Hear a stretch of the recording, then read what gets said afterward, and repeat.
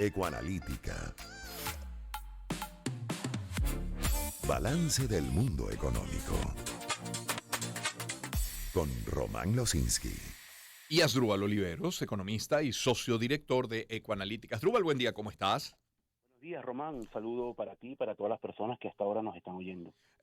Asdrúbal, leía esta mañana entre los titulares que Nicolás Maduro aseguró que Venezuela podría cerrar el año con un crecimiento superior a 5%. Ojo, cifra no suya necesariamente, parte de una cifra del Fondo Monetario Internacional que sí rebaja la previsión porque era de 6.5 para Venezuela, la ubica ahora en 5. ¿Coincide con las proyecciones de Ecoanalítica? Fíjate, Román, están ligeramente por encima. Nosotros hemos rebajado nuestras previsiones de crecimiento para la economía este año. En principio teníamos un escenario en torno al 5%, ahora estamos en un escenario bastante más conservador, en torno al 2%. La razón es muy simple, es un poco viendo los datos a los que hemos tenido acceso de enero a abril. La contracción ha sido muy importante y eso hace difícil que puedas alcanzar esos niveles de crecimiento que, bueno, está mencionando el presidente Maduro. Sí. Fíjate además, otro comentario que me parece súper pertinente para aprovechar tu pregunta, que es que las tasas de crecimiento en Venezuela son engañosas, Román. Es decir, esta es una economía que entre 2014 y 2020 se contrajo casi 80%. O sea, es una contracción, lo hemos hablado muchas veces, que no tiene precedente. Es como pasar de 100, estabas en 100 en 2014 y ahora estás en 20 arrancando 2021, para que la gente entienda. Perdiste 80%. Entonces, cuando tú dices que creces 10, que crece 5, eso de la base de 20, una base muy pequeña. El 10% de 20 es 2, ¿entiendes? Entonces el 5% de 20 es 1. Entonces al final lo que tú estás diciendo, bueno, es que la economía pasa de 20 a 22. Tú todavía tienes 78 escalones que no has remontado. Entonces hay que tener mucho cuidado. Esto es una recomendación a toda la gente que nos oye, que no tienen por qué ser economistas, que muchas veces escucha, está creciendo la economía 10%, está creciendo 5%, y dice, wow, pero esto como que no me suena, porque yo veo la situación complicada, difícil, Sí. y 10% parece como mucho, pero en este contexto, la verdad que son números poco significativos en el sentido de la profundidad de la caída. Entonces hay que tener mucho cuidado. Tenemos una economía de cierta manera estabilizada abajo. La buena noticia, si queremos ver el vaso medio lleno, es que no estamos cayendo, que de alguna forma hemos parado esa caída significativa, pero la capacidad de crecer, de recuperar lo perdido, no la estamos teniendo, lamentablemente. Asdrúbal, en lo que va de año, una firma como Ecoanalítica, ¿cuántas veces ha tenido que ajustar sus expectativas? Disculpa, ¿cuántas veces han identificado que hay variables que han cambiado y por lo que han tenido que ajustarse? Mira, Román, en condiciones normales en un país que el ciclo no es tan complicado, tú deberías revisar las previsiones por lo menos 2 veces al año. Es lo usual, ¿no?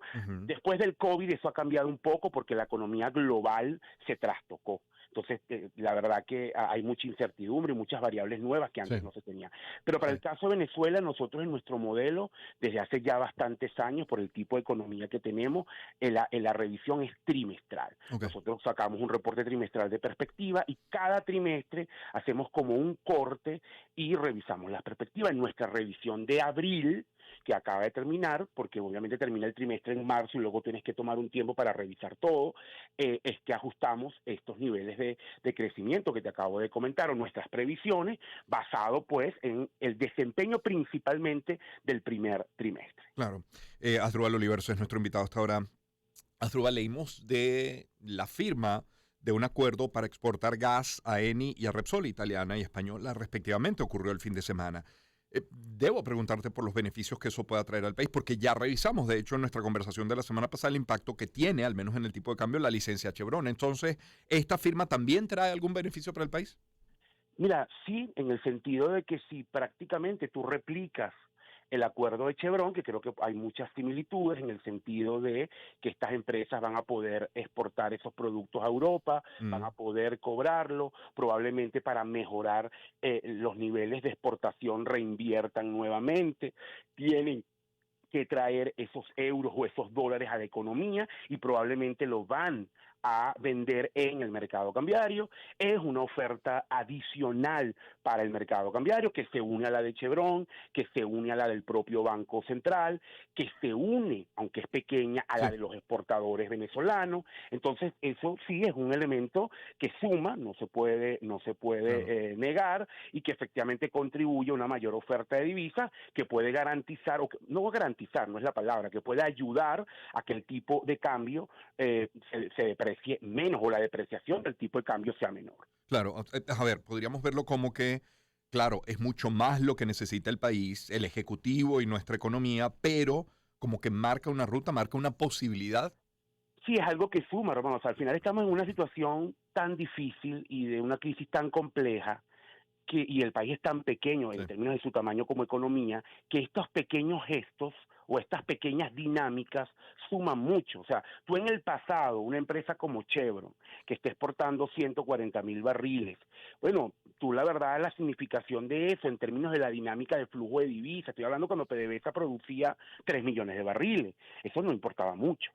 Pero hoy que el país produce 700,000 barriles, pero una sola empresa responsable de 140,000, estamos hablando del 20% de esa producción, obviamente el impacto es significativo. Y si Eni y Repsol a lo mejor pueden estar produciendo cerca de la mitad, pueden llegar a producir cerca de la mitad, estás hablando de un 10% de producción. Entonces, si tú sumas las tres, estás hablando ya de 30% de producción sobre tu total y, por supuesto, el efecto tiene impacto. Claro. Lo que habla además de la necesidad del diálogo, de retomar México, para que esto perdure, para que esto aumente, para que represente un verdadero viraje. Mira, esta economía, Román, ha sufrido cambios en los últimos años. El sector privado ha hecho un esfuerzo por de alguna manera resistir, reinventarse, y se le reconoce. Pero el motor de nuestra economía, por ahora, es el sector petrolero. Entonces tú necesitas efectivamente lo que tú mencionas, tú necesitas que lleguemos a acuerdos, que reinstitucionalicemos el país para que podamos hablar de una dinámica distinta con las sanciones, que se cambien, que se eliminen y sobre todo permita inversiones importantes en el flujo petrolero, que se recupere ese flujo, porque ahí se va a generar un efecto multiplicador sobre la dinámica de la economía. Fíjate que te justifico esto, no porque desmerezco al sector privado, pero te voy a dar un dato del año 2022 para que entendamos un poco las magnitudes. En el año 2022, PDVSA exportó casi 22,000 millones de dólares, casi, más o menos. Hemos revisado la cifra, está por ahí. Otra cosa es cuánto cobró de eso, ya sabemos todo lo que ha pasado, pero eso es el monto que debía haber estado en caja de PDVSA, 22,000 millones de dólares. Con todo y la caída de producción, con todo el colapso, con todo lo que ha pasado, que no lo vamos a describir en este momento, hemos hablado siempre de eso, 22,000 millones de dólares. El sector privado exportador, con todo el esfuerzo que hace, con toda la dinámica, sumando aquí, sumando allá, los camaroneros, el otro que exporta frutas, el otro que exporta plástico, todo ese esfuerzo no llega a 1,000 millones de dólares. Claro. Estamos hablando del número exacto, casi 870 millones de dólares. Entonces tú ves los órdenes de magnitud, por eso es que te digo, al final hoy el sector que le puede dar dinamismo rápido a la economía venezolana es el petrolero, que además tenemos que aprovecharlo rápido porque tú sabes que con este tema de cambio climático, lo que están haciendo energías Europa, renovables, Unidos, exactamente, bueno, el uso del petróleo no siempre va a ser intensivo, tenemos que aprovecharlo y por eso es necesario, y termino con tu pregunta o con la frase de tu pregunta, es necesario el acuerdo político. Claro. Hablas, Asdrúbal, de un sector privado que resiste, que se reinventa. Con los indicadores que tenemos, con la dinámica económica y política que tenemos, te pregunto, ¿para qué son buenos los gremios que agrupan a esos privados? Hablar de Fedecámaras, de Conindustria, Consecomercio, te pregunto incluso por los trabajadores, la CTV, ¿qué papel tienen en una realidad como la nuestra? No, mira, yo creo que es un tema de contrapeso en la sociedad, son distintas voces. Muchas veces esas voces no coinciden. La dinámica de los trabajadores, por ejemplo, Ujú. probablemente es muy distinta a la de un empresario. Un empresario a lo mejor quiere relajación de los derechos laborales, quiere que el sistema de salario sea mucho más flexible. Los sindicatos van por el contrario, quiero leyes más rígidas, quiero más seguridad, quiero incrementos más altos, pero para eso es la negociación, el diálogo que existía en el pasado, la mesa tripartita que discutía todos los años cómo se iban a dar los aumentos. Existen en otros países. España acaba de terminar un proceso de consulta y negociación entre privado, ejecutivo y empresarios para definir un poco cómo va a ser el universo de incremento de los salarios. O sea, esas voces son necesarias porque además también ayuda a unificar las posturas de sus miembros en términos de lo que desean, de las propuestas que hacen al país, de las dinámicas que necesitan, de la problemática que tiene, y en ese diálogo, en esa interacción, el país crece. Esas voces no deberían acallarse, esas voces deberían ser cada vez más variadas. Lamentablemente lo que vemos en Venezuela es que muchas veces se debilitan. Pensemos en los sindicatos. Yo recuerdo, estaban más pequeños, Sí. pero en la época previa al chavismo, el poder de la CTV era muy grande, siempre aparecía en los medios. El presidente de la CTV llegó a definir candidatos presidenciales de partido. Ujú. Y hoy, a lo mejor ahí habían ciertas deformaciones, Sí. pero creo que lo que quiero destacar es que el sector sindical en un momento fue fuerte y hoy está muy, muy debilitado, cuando más bien necesita esa fortaleza para poder presionar mejoras que necesitan, dados los niveles de salario que existen hoy en Claro. Venezuela. Asdrúbal, gracias por esta agenda el día de hoy. Un abrazo, ¿eh? No, a ti, saludos. Buenos días. Asdrúbal Oliveros es economista, es socio director de Conalítica con la agenda de esta semana en nuestro espacio. Son las 7:22. Permítame